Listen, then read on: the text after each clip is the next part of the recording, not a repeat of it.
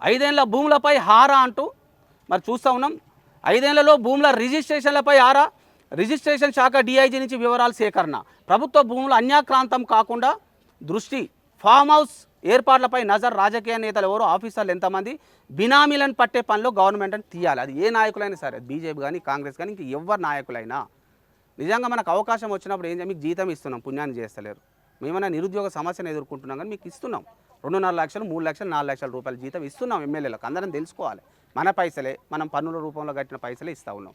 మరి అధికారం వచ్చిన తర్వాత భూములను దోసుకుంటాం. ప్రభుత్వ భూములు, అసైన్ భూములు, నిషేధిత జాబితాలోని భూములు, చెరువు శిఖం భూములను, ఇట్లా అనేక రకమైన భూములను కబ్జాలు పెట్టడం. పక్కకు గొంతడైన నిషేధిత భూమి ఉంది, ప్రభుత్వ భూమి ఉంది, దాని పక్కకు మంచి భూమి ఎకరం కొనా, ఇది కబ్జాలు పెట్ట.